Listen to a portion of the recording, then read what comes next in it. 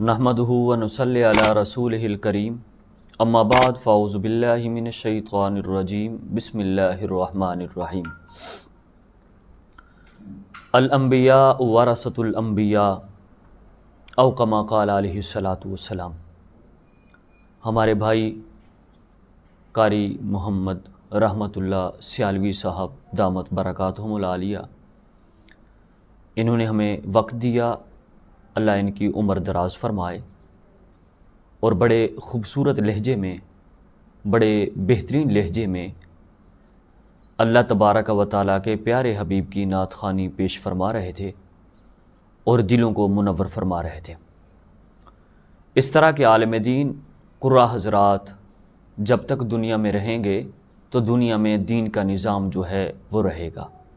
जब आलिम दीन दुनिया से उठ जाएंगे तो फिर आहिस्ता आहिस्ता दीन भी ख़त्म होता चला जाएगा। ये कारी साहब की ख़ुसूसी रहमत और ख़ुसूसी इनायत है हमारे ऊपर कि कारी साहब ने अपना कीमती वक्त निकाल के हमारे लिए, हमारे इसरार पर हमें कुछ लम्हात के लिए और कुछ अपने प्यारे मलफूज़ात से हमारे दिलों को मुनव्वर फरमाया।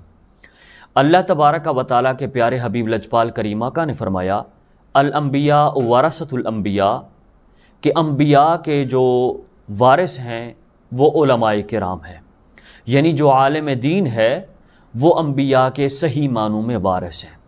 नबी पाक सल्लल्लाहु अलैहि वसल्लम की विरासत दीनार व दिरहम नहीं है, बल्कि नबी पाक साहिबुल औलाक की जो विरासत है वो उनके उलमा ही वारिस हैं। उस विरासत के, विरासत क्या है? दीन, कुरान, नबी का फरमान, शरीयत मुहम्मदी सल्लल्लाहु अलैहि वसल्लम, ये विरासत है। और इस विरासत के सही मानों में जो वारिस हैं वो आलिम दीन हैं।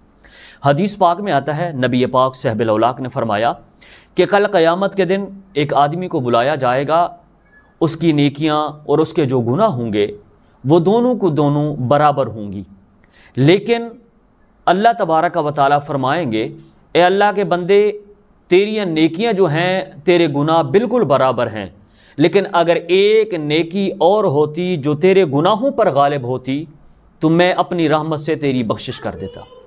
तो अल्लाह तबारक व तआला फरमाएंगे, तेरे गुनाह भी बराबर, तेरी नेकियां भी बराबर हैं, लिहाजा हुक्म हो जाएगा फरिश्ते को कि इसको ले जाओ और जहन्नम में जाकर डालो। जब फरिश्ता उस बंदे को पकड़कर जहन्नम की तरफ ले जाएगा तो इधर से अल्लाह तबारक व तआला हज़रत जिब्राइल को भेजेंगे और फरमाएंगे, ए जिब्राइल जाकर पूछो, इस बंदे से जाकर पूछो कि दुनिया में किसी आलिम दीन की मजलिस में तू बैठा था, दुनिया में जिसको जहन्नम में फेंका जा रहा है, जिसके गुनाह और नेकियां बराबर हैं, लेकिन अल्लाह फरमाते हैं कि जाओ जहन्नम में डाल कर आओ। और जब जहन्नम में फरिश्ता डालने के लिए जा रहा होगा तो अल्लाह की तरफ से हज़रत जिब्राइल को हुक्म होगा कि जिब्राइल जाओ उस बंदे से पूछ कर आओ। क्या पूछ कर आओ? कि दुनिया में किसी आलिम दीन की मजलिस में बैठा था। जब उससे पूछा जाएगा वो कहेगा कि मैं किसी आलिम दीन की मजलिस में नहीं बैठा।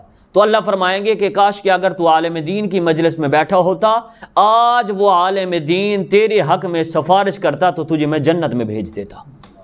उसके बाद हज़रत जिब्राइल अलैहिस्सलातु वस्सलाम उससे पूछेगा तो वो कहेगा, ए जिब्राइल कि मैं दुनिया में किसी आलिम दीन की मजलिस में नहीं बैठा।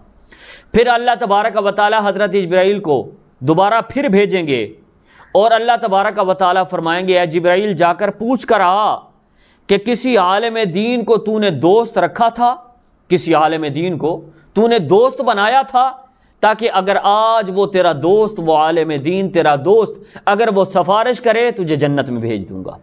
लेकिन वो कहेगा, या अल्लाह तू तो अलीमुम बिज़ातिस सुदूर है, दिलों के राजों को जानने वाला है, ए अल्लाह मैंने किसी आलिम दीन से दोस्ती और मोहब्बत नहीं की थी।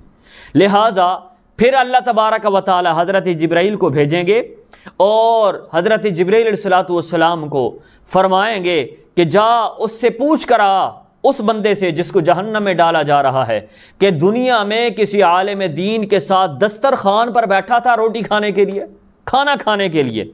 जब हज़रत जिब्राइल अलैहिस्सलातु वस्सलाम जाएंगे उस बंदे से पूछेंगे, वो बंदा कहेगा, या अल्लाह मैं दुनिया में किसी आलिम दीन के साथ دسترخوان پر بھی اس کے ساتھ میں نے کھانا نہیں کھایا تھا۔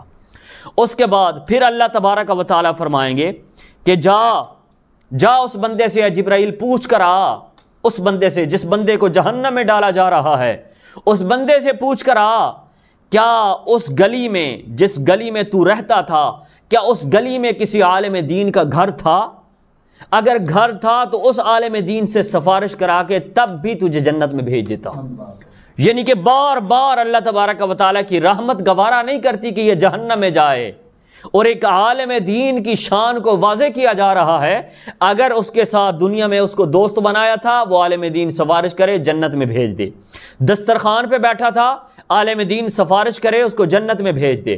اور اگر نہ دسترخوان پہ بیٹھا اور نہ ہی اس کی مجلس میں بیٹھا، نہ اس کو دوست بنایا، پھر اللہ فرمائیں گے کہ گلی میں کسی عالم دین کا گھر تھا تاکہ اس کی سفارش ہو جائے، تجھے جنت میں بھیج دے۔